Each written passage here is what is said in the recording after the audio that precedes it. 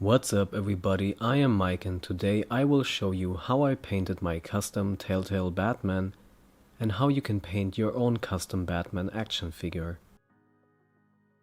First up, you need to apply a black base coat. I've also created a tutorial on how to paint a Spider-Man doll where I go into a bit more detail on what paint to use and how to apply a protective seal. A couple of thin layers with water-based acrylics will give you a nice base coat, and bending the knees and elbows and painting them first will make sure that the entire body is covered. Naturally, the same must be done on the head, and I recommend leaving the mouth area free of paint for now.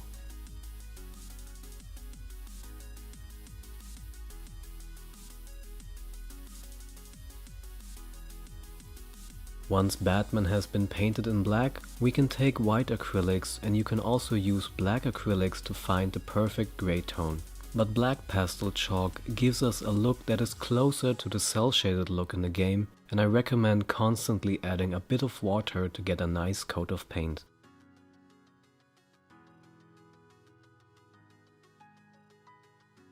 I also like adding a little bit of blue, and once it's done, we can try to paint on a paper towel.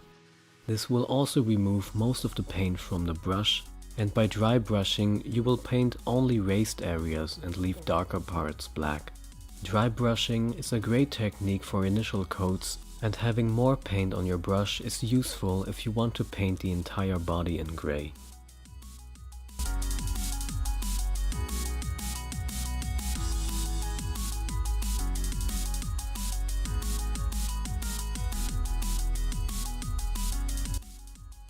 Once that is done, you can mix white, yellow and brown to get a base coat for Batman's belt. I wasn't happy with the first coat, so I added some more yellow.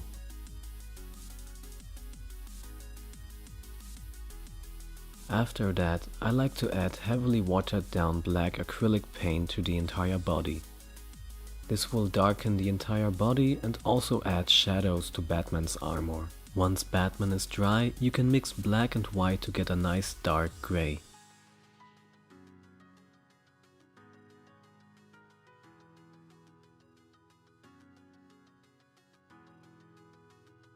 With a smaller brush, you can then start painting all the gray parts of his armor, and in between I recommend cleaning your brushes and watering down your paint a little bit so it won't dry on your mixing plate.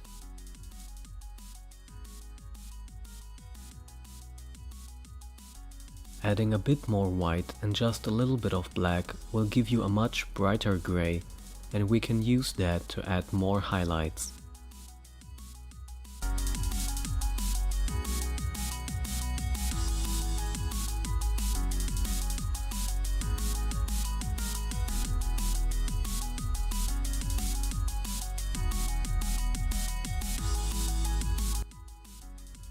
Next up, I will only add white paint to get an even brighter shade of gray, and with an even smaller brush, you can then add highlights by carefully painting the armor, as if you are making a small painting of Batman.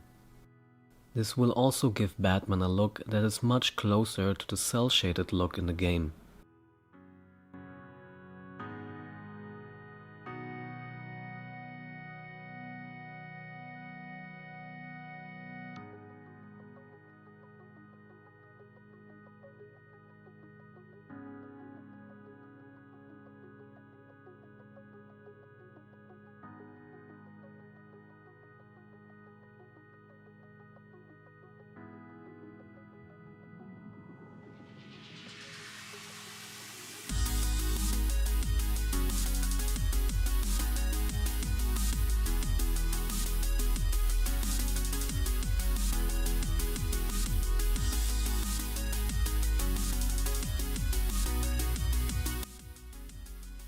Adding silver metal paint to your gray paint will give you a much more metallic look, which is also great for his knees. Next up, we can once again mix white, yellow and a couple of shades of brown to get a brighter color for his belt.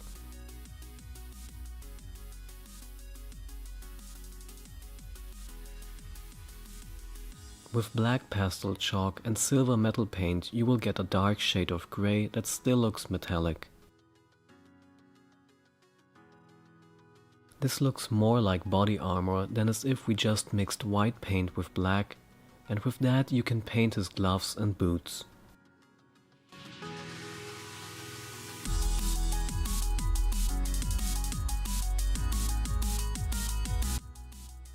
After a couple more layers of paint, I like to use only a little bit of pure unmixed silver paint. Dry brushing with almost next to no paint at all on your brush over certain parts of Batman's body will give you smaller highlights on his armor. If you haven't seen my tutorials, I recommend watching them because I go into more detail about pastel chalk. But basically, before and after you paint with pastel chalk, you need to apply a coat of protective seal. First up, I use some blue, black, brown and yellow pastel chalk to add more definition on Batman's upper body and belt. After another layer of protective seal, we can do the same on his legs.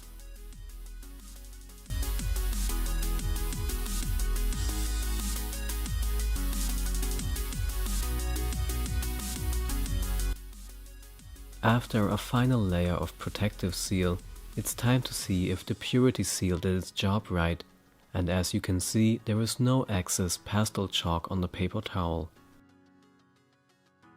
White acrylics, black pastel chalk, some blue, and the same techniques you've just seen are also how I painted the cowl.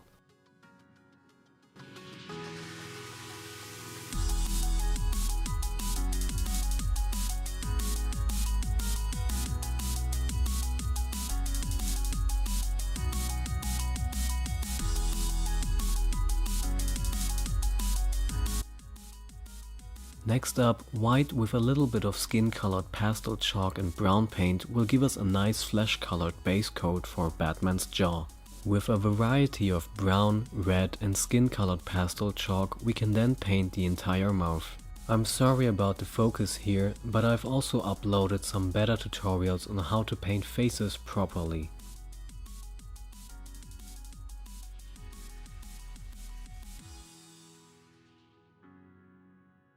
Once the mouth is finished, we can add more black pastel chalk to give the cowl a more homogeneous look.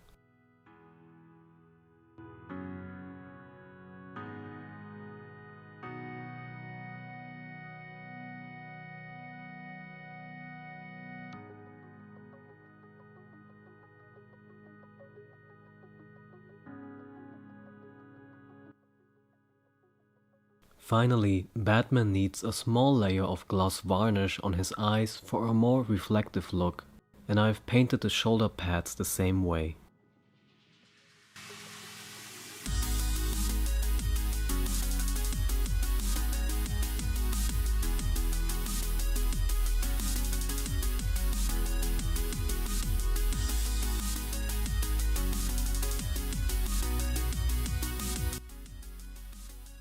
If you want to learn how to make a custom Batman cape, I've also uploaded a tutorial for that, and as you can see, the magnets inside Batman's shoulder armor work quite nicely.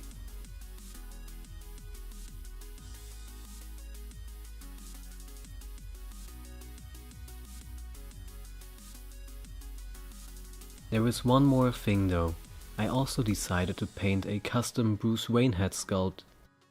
And as you can see, we are in focus this time, and as per usual, Bruce Wayne also needs a small layer of gloss varnish on his eyes, but I still recommend that in order to get a better grasp of how to paint faces, you check out my other tutorials.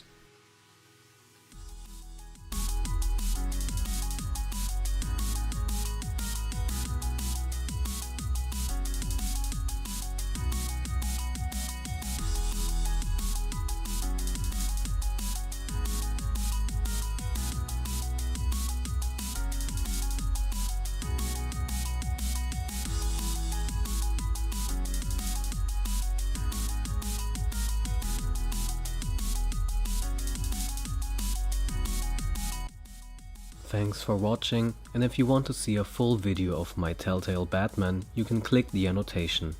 I hope you enjoyed this, like and subscribe if you do. Comment down below what you wanna see me do next or what I should improve. I'll be back soon with another video. Remember to check out my site, the link is down below. You'll also find tons of images and links for DeviantArt, FigureRealm and ArtStation. And my shop on Etsy, if you ever feel like getting a unique and fun gift idea for a friend. Thank you again for tuning in, and remember as always, it's just painted plastic.